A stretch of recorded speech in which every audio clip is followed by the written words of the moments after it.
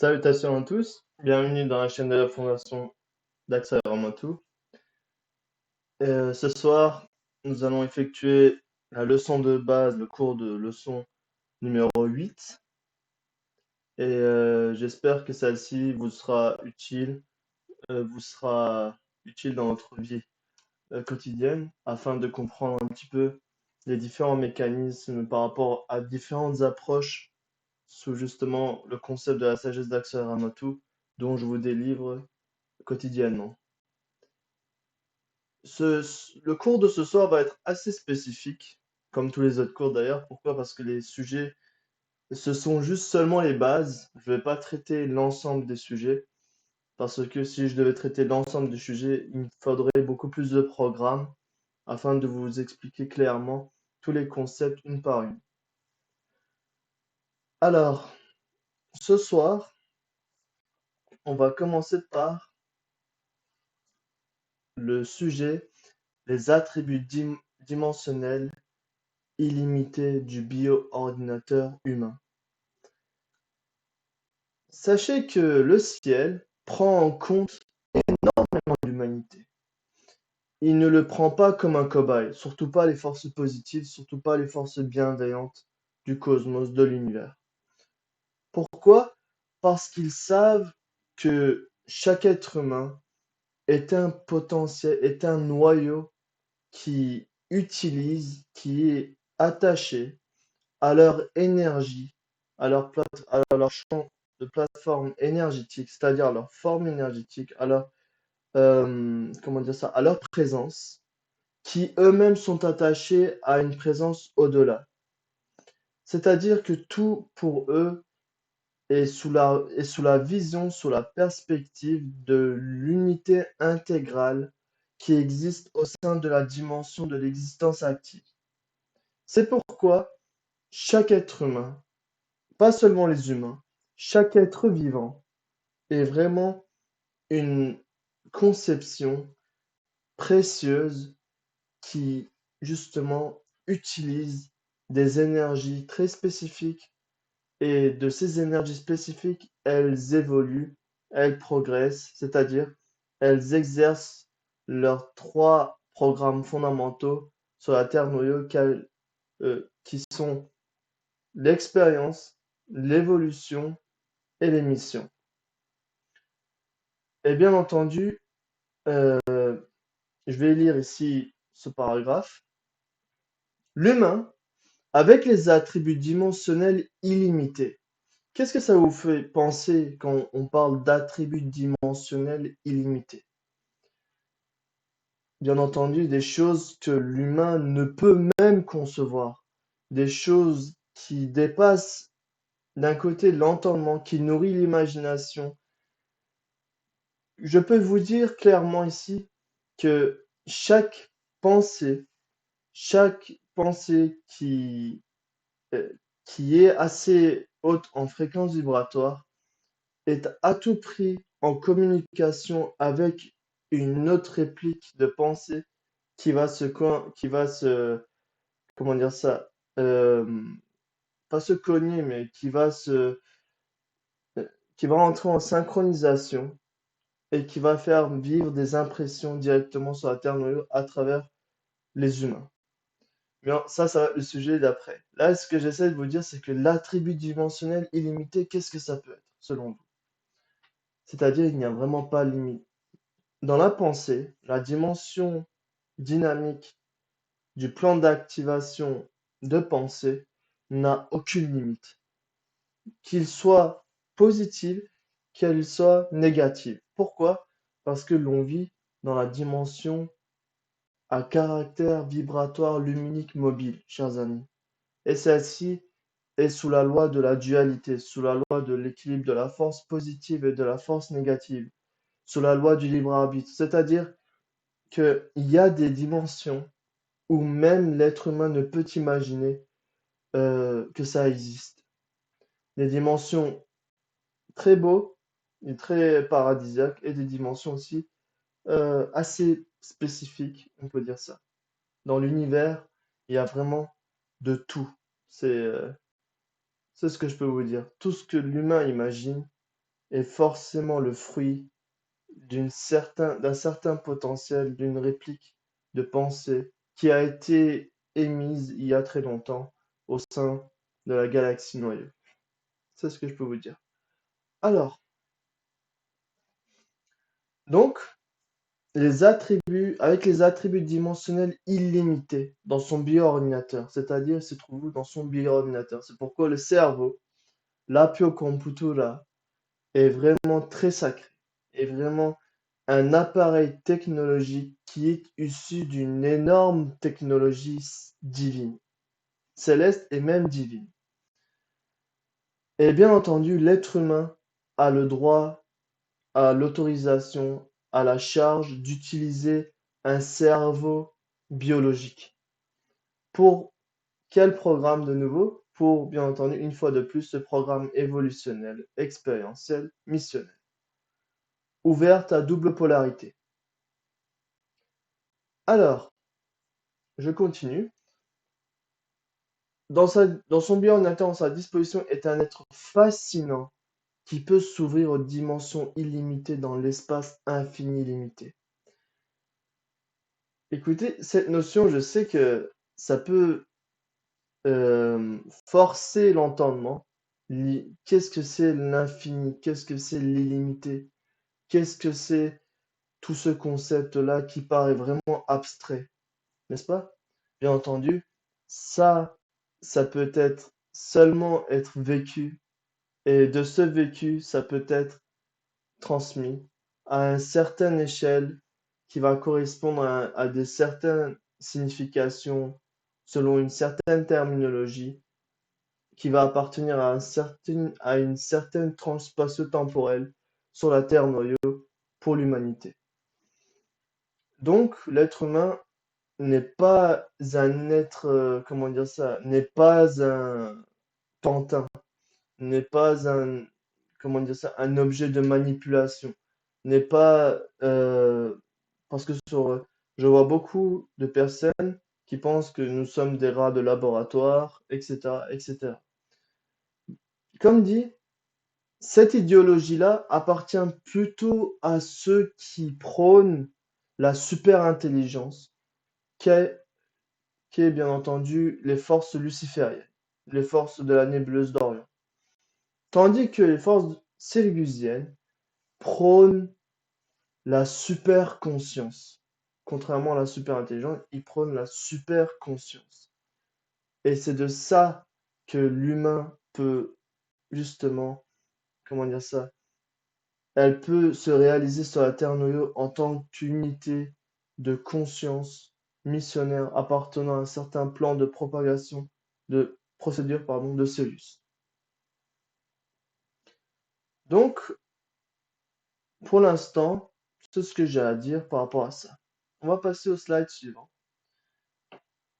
Et je vais passer, bien entendu, à la lecture. Ok. Ici, je l'ai mis exprès. Ça, c'est dans la sourate, dans les récits sacrés de certains livres sacrés, comme le Coran par exemple. Ici, nous voyons que l'être humain, comme il a été façonné, il dit, nous avons certes créé l'homme dans la forme la plus parfaite, ensuite nous l'avons ramené au niveau le plus bas. Normalement, en turc, quand on le traduit, ça fait ensuite on a ramené au niveau plus inférieur de l'inférieur. C'est-à-dire, il y a deux phases de descente. Sauf ceux qui croient et accomplissent ces bonnes œuvres, ceux-là auront une récompense jamais interrompue. Le mot jamais interrompu, ça devrait vous faire réfléchir par rapport à ce que je vais dire ensuite. Donc, l'être humain est vraiment une créature très ergonomique. Rien que la forme humaine est vraiment magnifique. C'est-à-dire, on n'a pas des poils qui poussent à droite. Enfin, on n'est pas comme les animaux, on n'est pas comme les les micro-consciences qui utilisent des formes animales selon leurs besoins évolutionnels. On a passé tout ce stade, bien entendu, pour en venir ici, aujourd'hui. Et bien entendu, la technologie de l'ordre robotique de Sirius Lyre et de Vega travaille sans cesse pour concevoir des formes selon le besoin évolutionnel des essences célestes auxquelles ils veulent justement eux procéder à un programme évolutionnel, expérientiel, missionnel sur la planète Terre noyau en ensemençant leur potentiel de micro-conscience que l'on prénomme les potentiels de conscience satellitaire. Pourquoi satellitaire? C'est-à-dire qu'il y a une liaison invisible, mais il y a quand même cette liaison. Comment c'est vérifiable? Grâce au fonctionnement de vos chakras. Si vos chakras fonctionnent, c'est qu'automatiquement, surtout le chakra racine, s'il fonctionne, si vous éprouvez du plaisir aujourd'hui à faire ceci ou cela, etc., et si les autres chakras qui constituent la personnalité de l'adaptation terrestre fonctionnent, c'est forcément que vous utilisez l'énergie, un certain potentiel d'énergie de votre essence céleste. C'est ce que je peux vous dire pour le moment.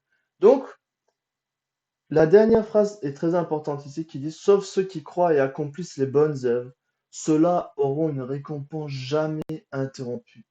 Ça devrait vous faire réfléchir par la suite.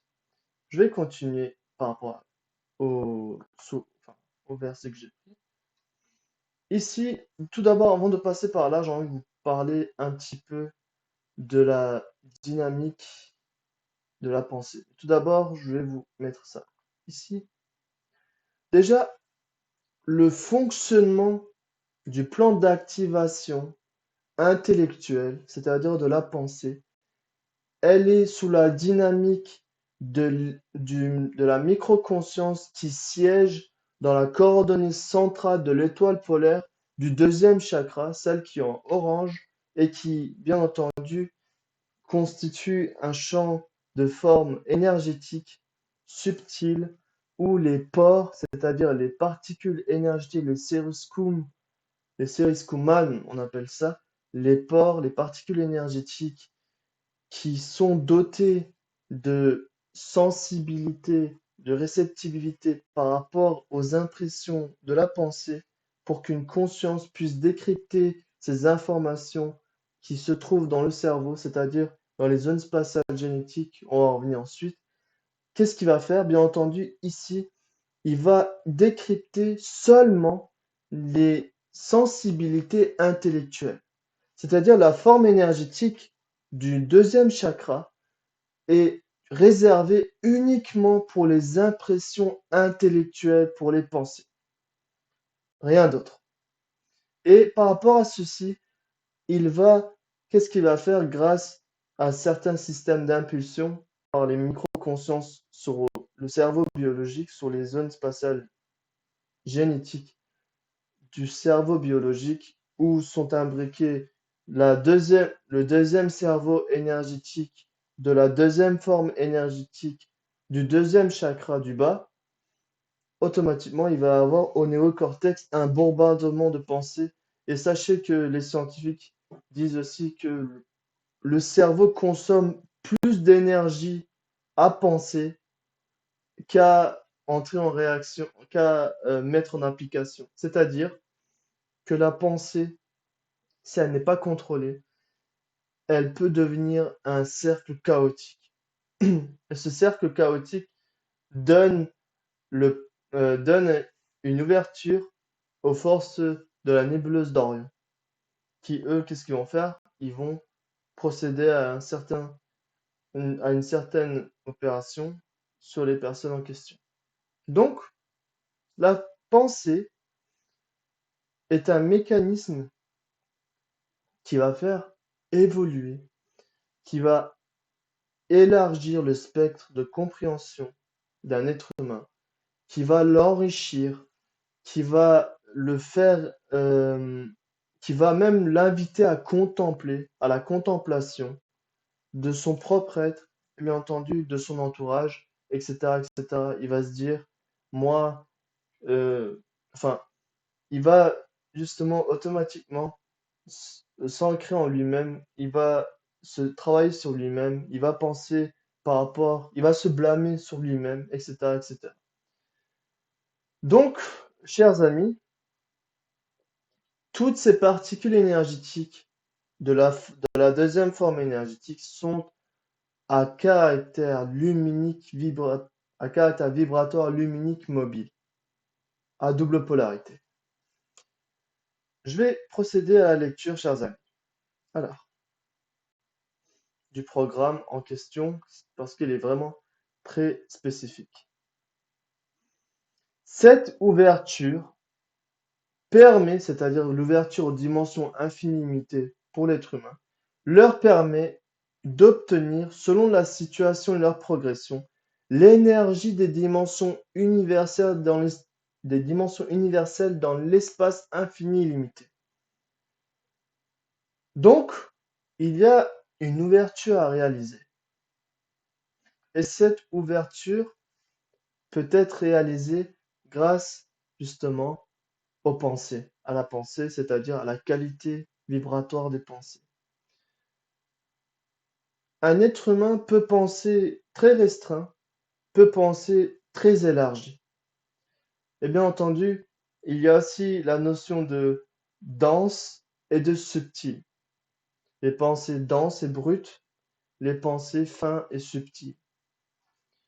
Donc, dans la dimension vibratoire luminique mobile qui est justement constituée par la galaxie de la Voie lactée, que la galaxie de la Voie lactée est constituée par ces justement par ces particules énergétiques à dimension vibratoire mobile, qu'est-ce qu'ils font?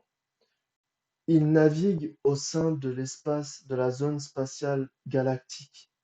Ils naviguent, c'est-à-dire que sur Terre, peut-être, euh, sans accéder au programme, pour vous dire, sur Terre, les pensées qui sont émises, elles rejoignent justement la zone spatiale galactique de la Voie lactée.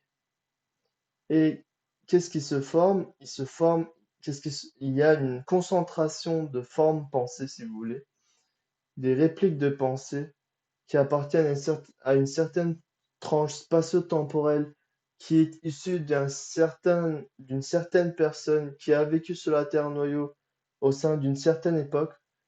Et bien entendu, par rapport à ça, il n'y a rien qui se perd, il n'y a rien de secret, tout se transforme, disait Lavoisier, n'est-ce pas? Euh, il avait raison. C'est-à-dire que la pensée ne disparaît pas. Pourquoi? Parce que déjà les énergies, les particules énergétiques sont constituées d'une autre, elles ne peuvent pas périr, elles ne peuvent pas devenir dysfonctionnelles, elles ne peuvent pas, comment dire ça, montrer une quelconque défaillance.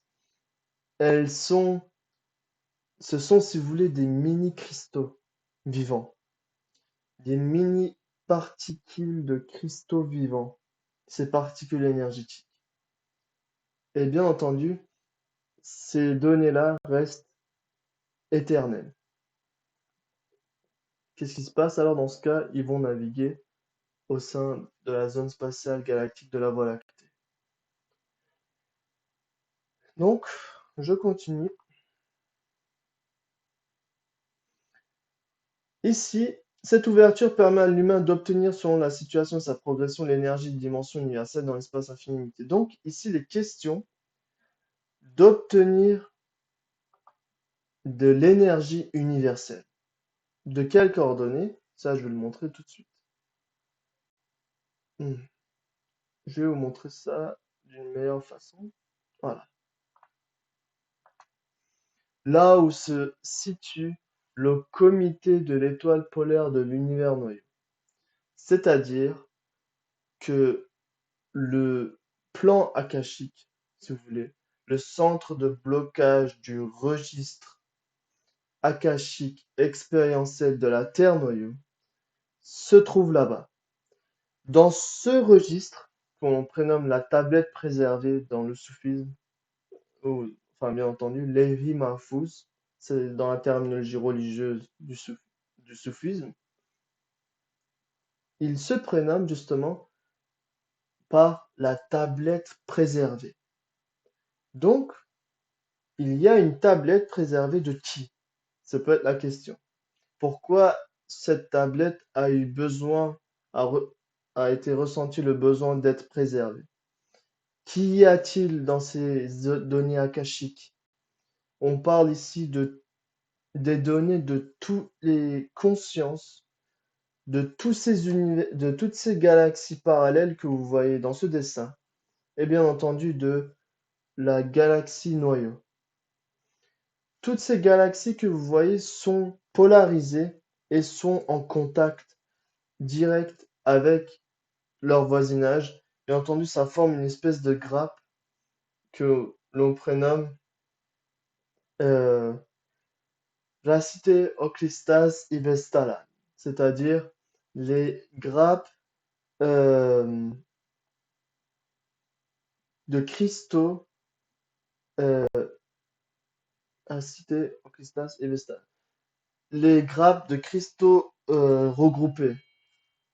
Et ces grappes-là permettent justement à être toujours en communication, comme si vous voulez enfin, quand vous voyez les raisins, elles sont tous reliées à une seule grappe, n'est-ce pas? C'est un petit peu le concept, j'ai envie de dire, mais il y a une certaine technologie derrière cette structure qui forme tout le temps une répétition qui va vers l'éternité.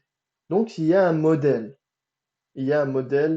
de la doctrine de la géométrie spatiale appartenant justement aux consciences divines. Donc ici, l'énergie de l'essence, l'information de l'essence, tout, absolument tout, est mobilisé dans ce centre de blocage du registre akashique expérientiel de la Terre noyau. C'est-à-dire que sur la Terre noyau, chaque essence, chaque conscience qui sont sur la Terre noyau, je vais vous montrer le dessin, voilà, celui-ci. Chaque être humain sur la Terre noyau, bien entendu, on va aussi parler plutôt d'un être humain qui est sous la dynamique du plan de l'évolution spécifique, a absolument comment dire ça, a absolument un chemin, si vous voulez, à suivre. Et ce chemin, on avait déjà parlé dans les programmes précédents, se constituer le droit chemin. Par exemple, ici, on peut dire les unités de registre du plan temporel essentiel.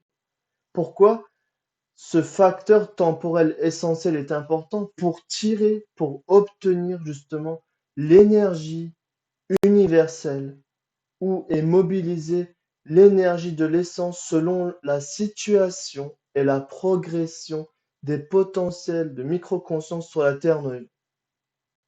C'est pour avancer dans le droit chemin que l'énergie universelle est transmise au potentiel de conscience sur la Terre noyau pour qu'il puisse atteindre justement le point culminant, c'est-à-dire le plan, c'est-à-dire, comment dire ça, là où tout va se transformer, là où l'unification de l'essence avec le potentiel de microconscience va se réaliser. C'est pourquoi on prénomme beaucoup la notion d'unification énergétique ou faire le deux en un, quoi d'autre encore, s'unir avec son créateur, etc., etc. C'est-à-dire, euh, dans ces terminologies-là, il y a justement l'impression d'unification céleste avec son potentiel macro, son potentiel galactique qui a veillé sur la personnalité d'adaptation terrestre, c'est-à-dire qui a veillé sur son gène, sur ses gènes de microconscience, sur le programme de l'enseignement, de l'éducation, de l'enseignement, de la supervision et de l'inspection. C'est ce qui est effectué par les essences célestes, chers amis. Par tous vos essences célestes sur la Terre noyau, chaque essence céleste est chargée d'enseigner, de superviser et de d'inspecter, c'est-à-dire d'évaluer, de mettre en épreuve son potentiel de conscience micro, donc on dit potentiel de conscience satellitaire. Comme dit, en Atlante, c'est beaucoup plus simple. En français, bien entendu, ça peut m'arriver des fois que j'emploie plusieurs termes, mais bien entendu, ça fait référence justement à ça. Micrum satilunia, ça c'est en Atlante. Ça c'est beaucoup plus simple pour moi. Donc, ici, nous voyons qu'il y a un chemin tracé, et ce chemin-là correspond à un facteur temporel, c'est-à-dire un facteur temporel qui appartient au plan absolu de la conscience céleste qui est chargée, je répète, d'éduquer, de superviser et d'inspecter ces micrum satilunia sur la Terre Noyo qui sont sous forme humaine. C'est pourquoi c'est très important. Donc, dans ce dessin, vous voyez que j'ai tracé plusieurs unités des registres du plan temporel alternatif. On va faire l'analogie, par exemple, vous voulez partir du point A au point B. Disons la distance est de 100 km. D'accord? Vous êtes en voiture, vous avez mis le GPS et vous roulez. Vous roulez et ensuite, disons, vous ratez la première sortie. Vous dites, bon, vous regardez dans le GPS, il dit que bon, vous avez 10 km de plus à rouler pour retourner dans le chemin essentiel. C'est exactement la même chose pour le chemin que suit la conscience selon les décisions du plan absolu qui l'appartient. C'est-à-dire que sur la Terre Noyo, tous les choix que l'on effectue, tous les objets, les sujets, les événements jouent un rôle fondamental sur les unités des registres temporels. C'est-à-dire, on en a deux. L'un est les unités du registre du plan temporel essentiel et l'autre, c'est les unités des registres du plan temporel alternatif. Et tout ceci, vous avez remarqué, j'ai mis quoi? Objet, sujet, événement. Par exemple, une, par exemple, je vais vous faire une analogie. Euh, Vous devez, par exemple, faire vos travaux spirituels la nuit, d'accord? Mais à ce moment-là, un ami vous a contacté et vous dit, bon, viens, est-ce que tu veux pas venir chez moi regarder un film, par exemple? Ça fait longtemps qu'on ne s'est pas vu, etc. Là, vous avez deux choix. Soit vous assumez votre responsabilité par rapport à votre tâche quotidienne, c'est-à-dire à vos travaux spirituels, et vous le consacrez à ça, ou soit vous allez justement choisir l'option d'aller chez votre ami, voir un film ou voir un film ou boire un café, etc. Bien entendu, ici, c'est un exemple, d'accord? C'est pour vous dire que, disons, moi, sachant que je dois faire ceci, mais je vais y aller quand même chez mon ami, à contre-cœur. Qu'est-ce qui se passe? Moi, mon ego, il me contrôle, c'est-à-dire il dit, bon, vas-y, bon, laisse, laisse tomber ce programme, enfin, laisse tomber ton travail spirituel pour ce soir, va voir ton ami, par exemple. Alors, qu'est-ce qui va se passer? Je vais y aller chez lui, mais la question ici, c'est est-ce que je vais me sentir serein? C'est la question. Est-ce que, au fond de moi, je serai serein d'avoir choisi ce choix? Qu'est-ce qui va se passer? Moi, au fur et à mesure que je vais que je vais sortir de la maison, dans les heures respectives où je faisais mes travaux spirituels, alors qu'est-ce qui va se passer? Dans mon cœur, il va y avoir comme un étau qui se serre. Et je vais même peut-être avoir du mal, enfin, je vais me sentir vraiment un petit peu déçu de mon choix, qui a été basé sur la dimension de ma volonté égocentrique. Que je sois conscient ou non. Par exemple, ça c'était un exemple. Qu'est-ce qui va se passer du coup? Hop, une, après, disons, dans ce chemin-là, je vais partir dans le chemin, d'accord? Chez mon ami qui habite, disons, hop, à 10 km de chez moi. Je prends ma voiture, j'y vais. Et ensuite, qu'est-ce qui se passe? Genre, je fonce un trottoir et mon pneu les jantes de mon pneu se tordent. Et qu'est-ce qui se passe à ce moment-là? je suis rentré en réaction avec les unités des registres du plan temporel alternatif et l'accident qui m'a été provoqué était simplement mon essence qui voulait me signaler que j'étais en train de faire fausse route. C'est-à-dire peut-être chez cet ami-là, si je serais allé, j'aurais vécu d'autres choses que, enfin, pour vous dire que il y aurait eu peut-être d'autres surprises, on ne peut pas savoir qu'est-ce qui serait passé, bien entendu. Mais comme on dit, dans chaque mauvaise chose, il y a une bénédiction. On peut dire ça que, voilà, ça peut être le signal de mon essence qui dit, t'étais pas censé faire ton travail spirituel, qu'est-ce que tu fais là maintenant? Pourquoi tu m'as abandonné si vite? Voilà. C'est ça être responsable, chers amis. Dans la conscience, c'est ça être responsable. C'est facile de le dire, mais c'est vraiment très difficile de le faire et ça, je le reconnais entièrement. Pourquoi? Parce que les tentations, toutes ces choses-là attirent naturellement l'être humain. Bien entendu, il faut savoir discipliner, discipliner son ego, bien entendu. Alors, je vais mettre cet écouteur-là.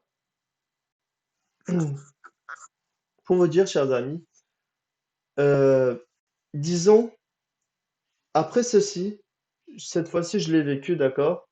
Je suis allé chez mon ami, disons, j'ai pas eu l'accident. Qu'est-ce qui va se passer? Une autre fois, mon ami va m'appeler à la même heure pour me dire, vas-y, viens, t'as qu'à venir chez moi, etc. Du coup, de nouveau, et ça va devenir une habitude. Et moi, qu'est-ce que je vais faire? Ben, je vais plus faire de travaux. Qu'est-ce qui va se passer? Au fond de moi, je vais me sentir stressé. Je vais pas me sentir serein, etc., etc. Ça, c'est bien entendu une ressemblance. C'est juste un schéma que je suis en train de vous faire. D'accord? Je ne vous dis pas comment dire ça. J'essaie de simplement vous expliquer un petit peu le fonctionnement de ce plan-là que j'ai tracé moi-même. Donc, toutes ces alternatives s'ouvrent à l'éternité. Elles sont ouvertes à l'éternité. C'est-à-dire que lorsque les essences galactiques, la hiérarchie divine, en collaboration avec la hiérarchie divine, préparent les programmes évolutionnels exponentiels missionnels, prennent en compte tous les unités des registres du plan temporel essentiel qui est basé sur la décision du plan absolu de l'essence galactique et bien entendu les infinis illimités unités des registres du plan temporel alternatif infini illimité. C'est-à-dire que là, il y a la panoplie infinie limitée et ça, je l'ai aussi tracé dans le dessin suivant que je vais vous montrer ici. Ah bah non, il est plutôt... Aïe aïe aïe, voilà, très bien. Ici, c'est là. C'est-à-dire, dans notre cerveau biologique, on a le plan, on a, si vous voulez, la copie intégrale du programme que notre essence galactique a préparé pour notre évolution, expérience, mission, que l'on va vivre sur la Terre noyau, à la panoplie d'alternatives infinies, illimitées, à un seul trait qui va vers le chemin, le droit chemin que l'on prénomme aussi dans le soufisme Sirat al-Mustaqim, c'est-à-dire le droit chemin de la conscience qui va vers justement l'unification, la ressemblance tout d'abord, le degré de ressemblance à la conscience céleste. Ensuite vient à la fin l'unification avec le moi céleste. Et qu'est-ce qui se passe alors là, à ce moment-là? À travers le chakra dont votre moi céleste va se manifester, vous allez passer du stade humanoïde à humanoïa. Bon, je vais enlever ceci. Je continue la lecture, chers amis. Ces flots énergétiques qui rendent puissants les êtres humains coulent absolument de manière à envelopper leurs êtres par la dimension universelle où elles se sont élevées consciemment. Donc ici, chers amis, la notion de concept joue un rôle important. Pourquoi? Parce que, si vous avez remarqué, la réalité quotidienne d'un humain qui a le concept d'architecte va être différent de la réalité d'un être humain qui est en possession du concept d'être un boulanger. C'est-à-dire qu'il y a une grande différence entre ces deux-là. Et qu'est-ce qui est le fondateur de cette réalité? C'est bien entendu le concept. Sans le concept, il ne peut y avoir de fonction. Il ne peut y avoir de progression ni d'évolution. Il ne peut rien y avoir. À une certaine vitesse, c'est-à-dire à une certaine vitesse, à une certaine fréquence et stabilité de pensée, là, les êtres humains prennent du chemin vers leur programme essentiel. Et ceci peut être réalisé grâce à la mise en réaction avec les unités du registre du plan temporel essentiel, du facteur essentiel. C'est ça qui va permettre justement à un être humain de pouvoir avancer dans son chemin céleste d'une manière saine, d'une manière harmonieuse et d'une manière, euh, comment dire ça, équilibrée, stable, si vous voulez. Je vais continuer à lire le programme parce qu'il ne reste plus beaucoup de temps.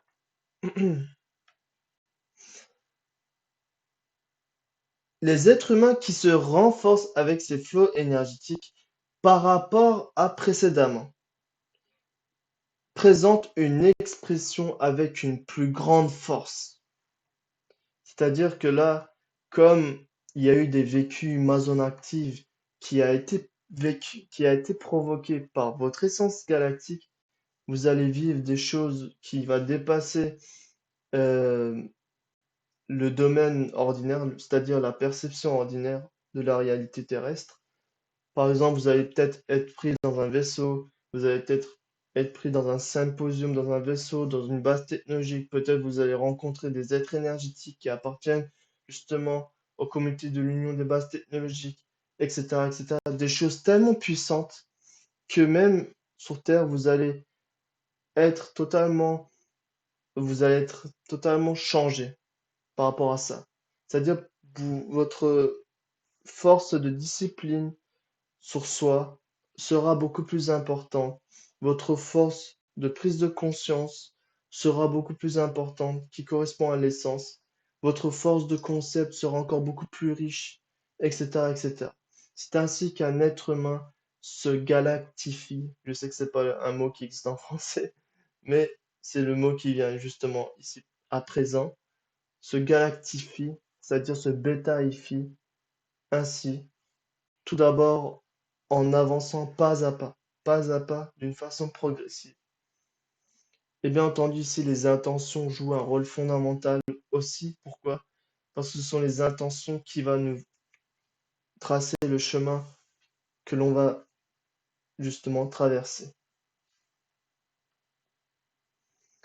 Je continue, chers amis. La révélation, pardon, les dimensions universelles étant illimitées. Il n'y a pas de limite aux possibilités universelles. Il n'y en a absolument pas. Tout ce que vous imaginez, même là, à l'heure actuelle, là, en train de me regarder, s- va se propager à travers, justement, en dehors de cette galaxie. Enfin, que dis-je? En dehors, euh, enfin, si vous voulez, en dehors de la planète Terre et qui va rejoindre, bien entendu, la zone spatiale galactique de la Voie lactée. Ces pensées, ces particules énergétiques que j'avais dit justement, qui sont constituées en fait de cristaux vivants, ça on en verra beaucoup plus tard, sont permanentes. Ces données sont permanentes. Ces données holographiques restent, elles vibrent à travers l'espace galactique de la Voie lactée. C'est pourquoi, même sur Terre, disons, on va prendre l'exemple, encore une analogie. Disons, vous avez les pensées de... Vous êtes scientifique, d'accord, qui a une certaine renommée, et vous vous concentrez sur les travaux de Albert Einstein qu'il a effectués peut-être il y a 500 ans de cela. Et Einstein, vous avez remarqué qu'il a oublié de compléter un certain calcul. Pourquoi? Parce que justement sa vie n'a pas pu lui suffire. Sa durée de vie n'a pas pu lui suffire. Et il lui manquait une petite notion de calcul à compléter pour compléter une grande formule, bien entendu, qui a été initiée par lui-même il y a 500 ans. Mais le scientifique, à l'heure actuelle, qu'est-ce qu'il fait? Déjà, il se penche sur les travaux d'Einstein, c'est-à-dire sur les énergies intellectuelles qui ont été émises, qui ont été bloquées sur les feuilles, sur les cahiers appartenant à Einstein, sur les travaux d'Einstein. Qu'est-ce qu'il va faire? Il va rejoindre une certaine concentration de fréquence et de stabilité de pensée appartenant aux répliques des pensées d'Einstein. À ce moment-là, il va, à un moment donné, il va y avoir un déclic.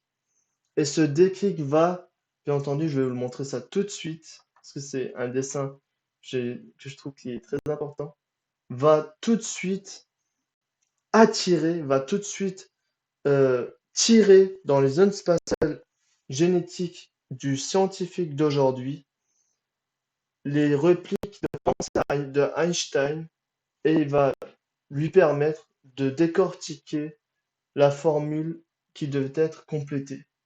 Et c'est ainsi, ensuite, qu'est-ce qui se passe? Il y a des révolutions dans le domaine scientifique. On ne peut pas justement se limiter au domaine scientifique, dans le domaine de l'art aussi, dans le domaine justement de la philosophie, pareil. C'est-à-dire que toutes les pensées, toutes les répliques de pensée restent permanentes au sein de la zone spatiale galactique de la Voie lactée. Elles attendent seulement à recevoir, si vous voulez, c'est comme une radio, si vous voulez, une fréquence de pensée ici, par exemple, dans la zone spatiale galactique noyau, qui est en mouvement, attend une énergie, une énergie de l'essence, c'est-à-dire une énergie d'une micro-conscience qui est apte à entrer en réaction, en résonance, en synchronisation avec cette réplique de pensée pour établir un super contact. Et ce super contact va ensuite absorber cette réplique de pensée et va le bloquer suivant le système technologique, pardon, le système énergétique de blocage lumière, photon, cyclone. Le système énergétique de blocage de lumière, photon, cyclone. C'est ce système-là qui est utilisé pour non seulement pour justement bloquer, par exemple, bloquer l'énergie de l'essence à travers justement une feuille, ou bien entendu même à travers la zone spatiale galactique de la Voie lactée. Euh, Très bien. Ensuite, qu'est-ce qui va se passer? Il va y avoir des pensées qui vont être émises, n'est-ce pas? Et ces pensées qui vont être émises par justement une quelconque personne sur la Terre noyau, automatiquement va rejoindre le système de radiance énergétique, lumière, photon, cyclone. C'est-à-dire, il va y avoir une, comment dire ça, une lumière propagée. Bien entendu, cette lumière est énergétique. Elle est énergétique et elle contient de l'information qui est dotée d'une certaine sensibilité appartenant à une certaine polarité de la micro-conscience qui a émise cette pensée en question. Et bien entendu, est-ce que sur Terre, n'existe-t-il pas, euh, enfin, bon, mon français, je suis désolé, je suis pas très doué, parce que euh, comme je manipule plusieurs langues, du coup, ça me fait un peu difficile. Je m'excuse pour ceci. Euh, existe-t-il sur Terre des pensées identiques qui vont qui vont se percuter et de là va permettre euh, deux personnes, par exemple, disons un qui habite, euh, je sais pas moi, en Australie, l'autre en Amérique, disons deux scientifiques, un en Australie, un en Amérique, travaillent sur un projet X, d'accord?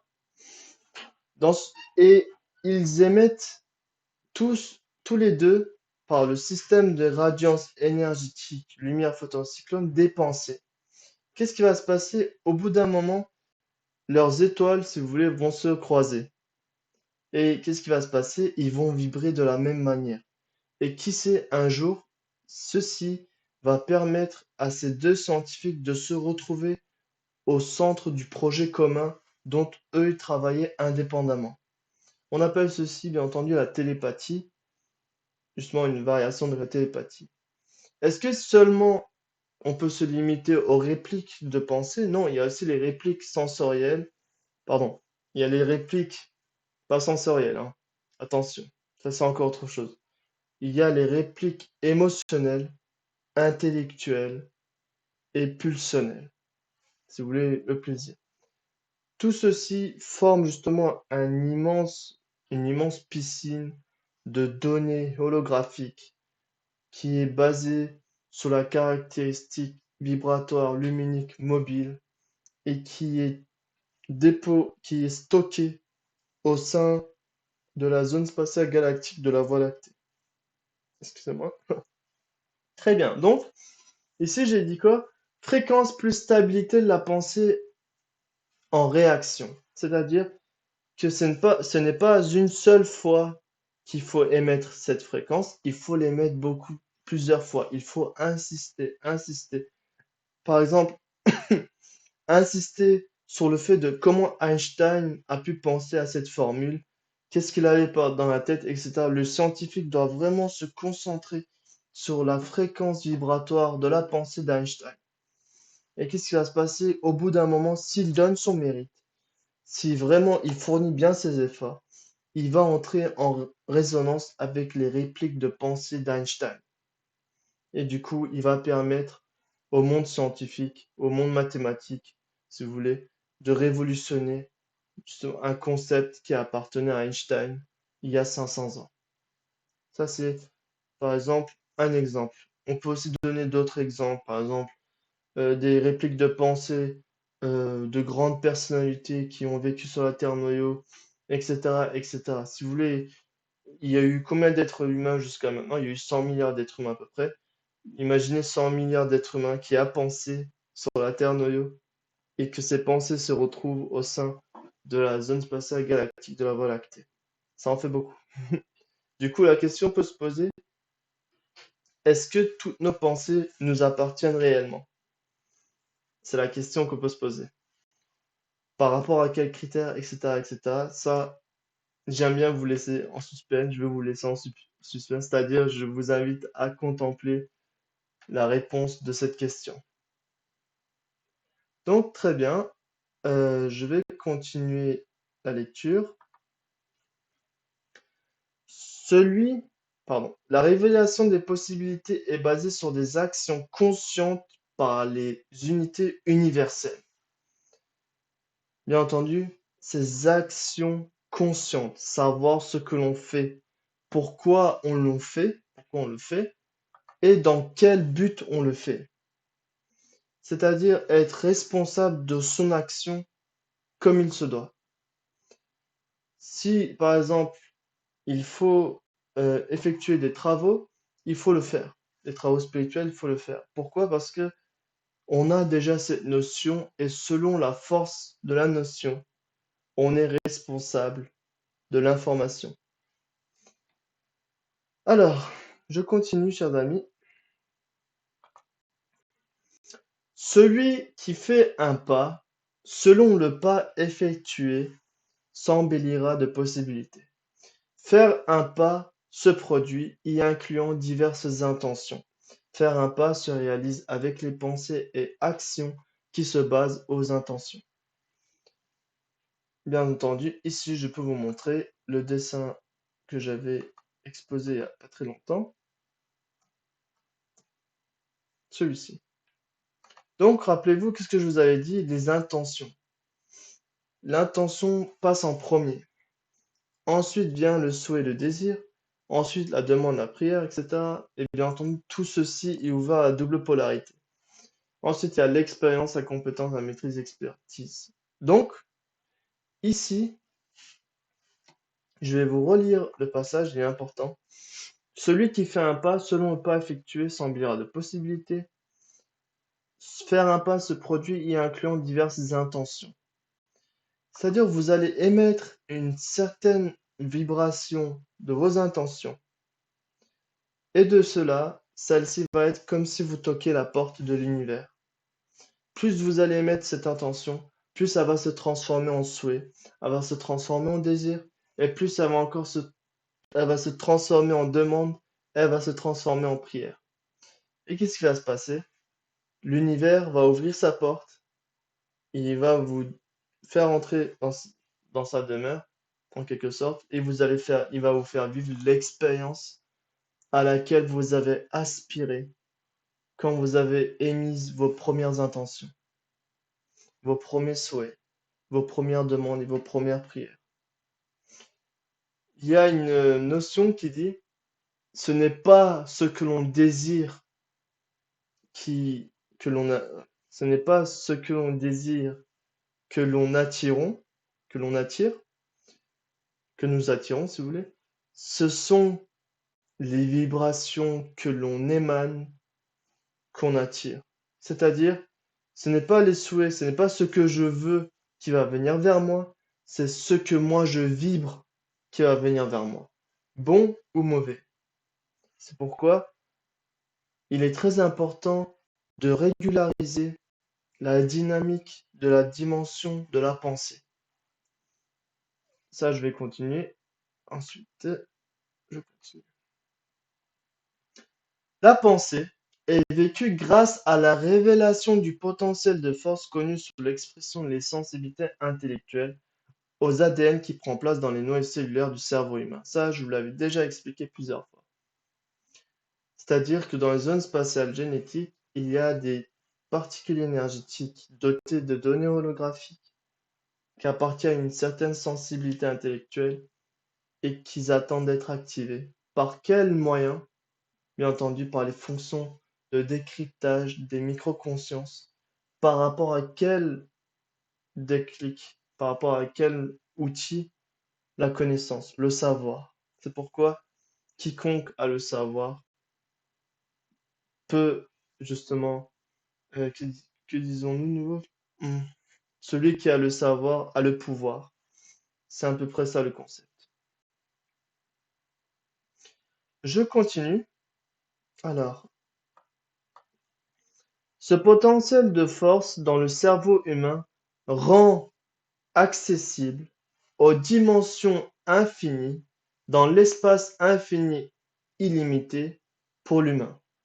C'est-à-dire que, comme dit la pensée, il y a des pensées abstraites, il y a des pensées, comment dire ça, le contraire d'abstrait, c'est, euh, euh, en turc, ça veut dire, comment dire ça?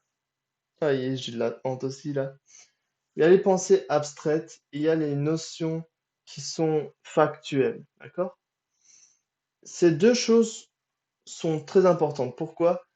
Parce que la pensée qui est basée sur, enfin, la dynamique factuelle va être beaucoup plus dense et brute. Tandis que la pensée, qui sera beaucoup plus abstraite, aura déjà beaucoup plus de possibilités d'imagination, beaucoup plus de possibilités d'aspiration, oui, et bien entendu, pourquoi pas, d'improvisation. Et ça qui va permettre un champ dynamique d'imagination infini. Vous allez penser, par exemple, quelque chose vraiment d'abstrait. Quand vous voyez par exemple les tableaux de Vincent van Gogh, vous voyez que il a fait vraiment des œuvres abstraites. Par exemple, Picasso, pareil. Ils ont fait des œuvres artistiques qui sont abstraites, c'est-à-dire des visages qui vont droite à gauche, etc. Bien entendu, ça, c'est grâce à la force de la pensée, chers amis. Ça qui est important.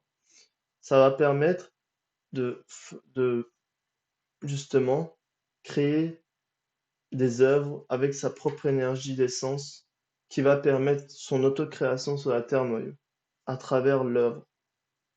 Ça, c'est très important. Donc, chers amis, je vais continuer.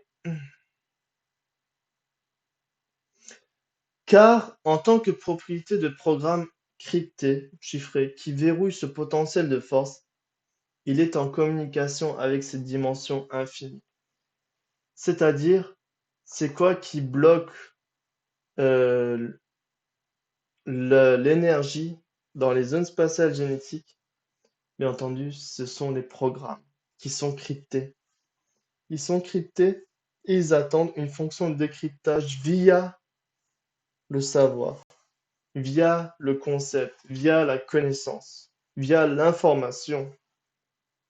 C'est ça qui va permettre d'activer, si vous voulez, l'énergie qui est dotée de sensibilité intellectuelle propre à cette information, à cette connaissance, à ce savoir, à ce concept. C'est pourquoi l'être humain, à force de penser, peut traverser sa dimension évolutive de pensée, c'est-à-dire euh, sa- son évolution de pensée. Ça, on va en revenir ensuite.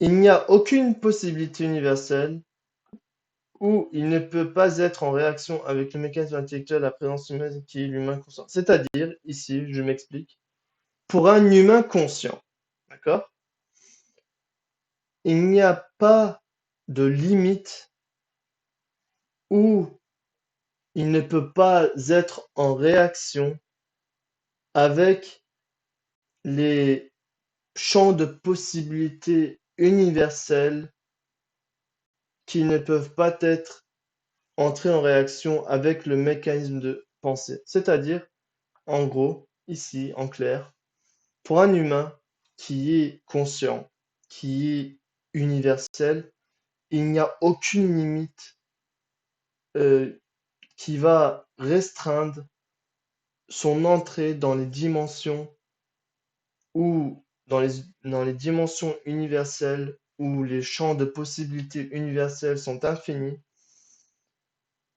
Il ne peut pas y avoir de chose qui va le restreindre, d'empêcher de rentrer dans ces dimensions-là. Et bien entendu, qu'est-ce qu'il dit ici? J'avais vraiment du mal à traduire ça en français, hein. Il n'y a aucune possibilité universelle, c'est-à-dire il n'y a pas de limite ou auquel une microconscience ne peut entrer en réaction avec le mécanisme intellectuel de la présence humaine qui est l'humain conscient. C'est pourquoi la hiérarchie divine dit aux humains de penser à chaque fois. Pourquoi la hiérarchie divine a effectué ces avertissements? Pourquoi le fait-il? Car celui qui mérite d'une façon qu'il mérite peut être en interaction avec certaines possibilités universelles. Le contenu de ces possibilités est absolument conforme à la formation des pensées, à la conception des pensées. Bien sûr, au stade évolutif universel de notre Terre, qui est une unité universellement consciente sur laquelle nous évoluons, notre peuple perçoit bien le type de fonction de la vie qui nous attend. Bien sûr, accorder une grande attention aux mesures qu'ils prennent. C'est-à-dire ici, je continue ici, c'est parce que notre monde se trouve à un stade évolutif universel ce qui accroît l'intuition de notre peuple et lui permet de faire face aux facteurs nécessaires de manière appropriée à la modification, c'est-à-dire au changement de la Terre. Je vais pas trop m'attarder sur tout cela, mais pour vous dire, chers amis, là, il y a vraiment beaucoup de choses à dire. Je pense que déjà, rien que ce concept, il est assez suffisant parce que euh, là, je vais vous montrer maintenant pourquoi je vous avais mis des versets du soir. Parce que rappelez-vous, qu'est-ce qu'il dit? La hiérarchie divine, il dit, ne pensez-vous pas, n'êtes-vous pas doté d'un raisonnement?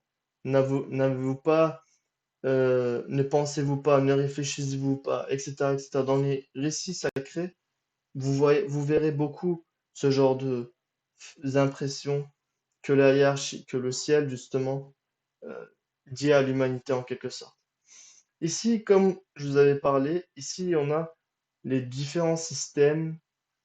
Regardez ici, j'essaie de faire ressembler un petit peu à un cerveau énergétique. Disons, le cerveau énergétique où sont concentrées les particules énergétiques dotées de sensibilité intellectuelle sont utilisées pour être, comment dire ça, émises à travers le champ magnétique de la Terre noyau qui va rejoindre ensuite la zone spatiale galactique noyau de cet univers noyau.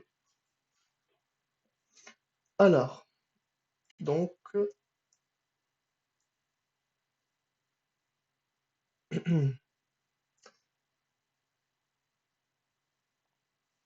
ici, c'était celle-ci. Psaume 19, 14 qui dit: Sonde-moi, Éternel, éprouve-moi et examine mon cœur et mes pensées. Regardez. Une, deux. Psaume 39, 4. Que tes œuvres sont grandioses, Éternel, que tes pensées sont profondes. Ici, on a déjà la profondeur, le concept d'une pensée profonde, c'est-à-dire quelle peut être sa fréquence vibratoire, quelle peut être sa caractéristique. Elle est dense ou subtile, ou voire même au-delà de ça, est-ce qu'elle est astrale? Ça, on va voir, bien entendu, au fur et à mesure des programmes qu'on va faire. Psaume 92-6. L'Éternel connaît les pensées de l'homme, elles ne sont que du vent. Déjà, prenons la notion du vent. C'est quoi? Le vent transporte en elle des graines qui vont permettre l'implantation dans certaines zones qui se trouvent justement au sein de la Terre noyau. Donc, c'est-à-dire que l'homme, en pensant, sème des graines et va cultiver ce dont il a ensemencé. Même avec la pensée, celle-ci sera cultivée. C'est pourquoi la pensée est vraiment un mécanisme très important à maîtriser. Parce que si vous ne la maîtrisez pas, il va y avoir des fréquences parasites qui vont parasiter qui vont même aller jusqu'à court-circuiter les neurones, les interactions neuronales, et bien entendu, ça va créer beaucoup de choses pas très bonnes, pas très bonnes pour l'être humain. Donc, je continue. L'araignée, 29-63, ça c'est dans le Coran, qui dit: Si tu leur demandes qui a fait descendre du ciel une eau avec laquelle il fait revivre la terre après sa mort, ils diront très certainement Allah. Dis louange à Allah, mais la plupart d'entre eux ne raisonnent pas. Regardez ici, ne raisonnent pas. C'est-à-dire, il y a, euh, si vous voulez, les récits sacrés ont toujours invité l'être humain à penser, à contempler, à raisonner, à avoir une certaine notion d'intelligence, une certaine notion de sagesse, une certaine notion de bienveillance, etc.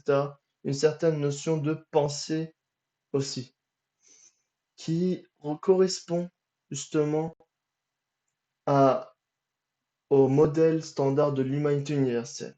Elle vise à unifier les êtres humains et non à les diviser.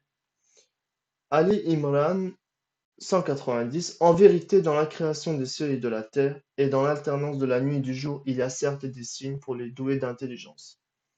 Regarde ici, un pas de plus, on parle d'intelligence, pour les doués d'intelligence. tout ça, ce sont des métaphores. Il y a une technologie derrière tout ça, mais je ne vais pas en venir aujourd'hui. Parce que on a déjà passé le temps qui nous a, enfin, que je me suis fixé, parce que j'ai pas envie que ce soit aussi trop long. Très bien. À part cela, comme dit, je vous avais déjà parlé ici justement de l'évolution de la pensée. Déjà, qu'est-ce que c'est que la pensée? Elle est constituée de quoi? C'est une dimension qui est basée sur la dynamique de la sens, de la, de l'opinion, de la pensée, de l'intellectualisme, si vous voulez, et qui va être soumis à une double polarité où la logique va être sa procédure. C'est-à-dire, il va y avoir un registre de procédure qui va gouverner cette dimension intellectuelle, chers amis. C'est pourquoi la logique est aussi importante à façonner. Il y a des logiques inconcevables, vraiment pour un humain universel, c'est-à-dire, il y en a certains êtres humains. Bon, bien entendu, ça rentre encore, comment dire ça, dans un autre programme. Mais là, je vais continuer avec ce que je voulais vous dire, c'est-à-dire la qualité de la pensée. Donc, la qualité de la pensée permet de pouvoir entrer en réaction avec les dimensions universelles infinies et illimitées. Par exemple, dans la galaxie de la Voie lactée, il y a beaucoup de dimensions universelles. Et quand par exemple, il y a certains médiums qui essaient de rentrer en réaction avec, par exemple, le peuple de Vénus. Qu'est-ce qui va se passer? D'abord, elle va rentrer en réaction avec sa pensée. Ensuite, celle-ci va être, selon sa focalisation, sa concentration, elle va augmenter en fréquence vibratoire. Et qu'est-ce qui va se passer? Elle va recevoir le contact, elle va établir le super contact avec le peuple de Vénus, par exemple, ou de Mars. Et qu'est-ce qui va se passer? De là, elle va recevoir un message. Et c'est ça, en fait, un petit peu la technologie de, ce, de ça. C'est un peu important, la technologie du channeling. Donc, on a les pensées routinières qui sont basées sur l'automatisation de la conscience automatisée, c'est-à-dire de la substance, c'est-à-dire du cerveau. Si vous voulez, le cerveau, il a aussi une façon aléatoire de fonctionner qui est basée sur la dimension incitative égocentrique. Et bien entendu, si vous voulez, 8 milliards d'êtres humains, 7 milliards d'êtres humains, pardon, sont tous assujettis à ça. C'est-à-dire, elles ont des pensées routinières. Certains sont beaucoup plus ouverts, donc elles vont avoir des pensées évolutionnelles. Elles vont commencer à penser mathématiques, scientifiques, chimiques, etc., etc. Elles vont faire des choses. Et par rapport à leur degré de pensée, à leur fréquence vibratoire de pensée, ça va augmenter. La qualité de la pensée va augmenter, augmenter.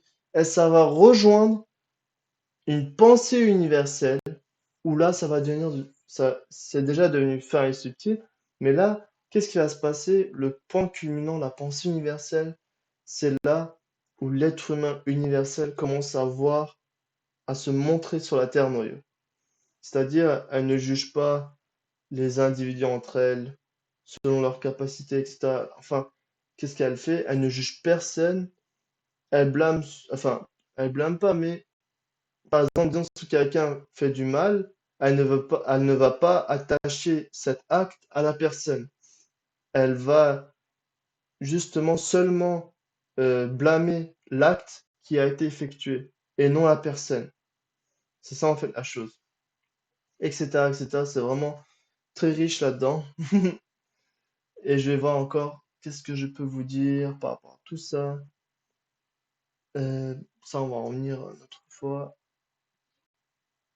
On va en revenir une autre fois, tout ceci. Voilà. Je pense que ça suffit. Hmm. Très bien. Je pense avoir tout dit par rapport à ce programme. Bien entendu, il y a beaucoup de choses encore à dire, mais je pense que l'essentiel, c'est déjà suffisant pour ce soir. Déjà, il est quelle heure? Oui. Très bien, je vous remercie beaucoup d'avoir consacré du temps à regarder cette vidéo. Et bien entendu, euh, lorsque j'espère que déjà cette vidéo vous soit utile par rapport à vous concevoir une certaine, euh, une autre, enfin, comment dire ça, une autre façon d'appréhender certains concepts qui est basée sur plusieurs enseignements, où ici on ressort sa technologie en fait. Et bien entendu, au sein de l'océan infini limité, tout ce qu'on peut dire, c'est même pas peut-être une goutte, parce que la conscience passe à l'infini limité, bien entendu, qui est justement cette conscience qui vivre à travers nous tous, expérimente sans cesse, et pour elle, il n'y a pas de fin. Il n'y a pas de fin, ni dans l'évolution, ni dans la mission, ni dans l'expérience. Bon, ce que je peux vous dire ce soir, c'est déjà suffisant, je trouve. Merci beaucoup à tous pour votre bienveillance et votre présence sacrée. Et restez continuellement en activité. Salutations, Jaya.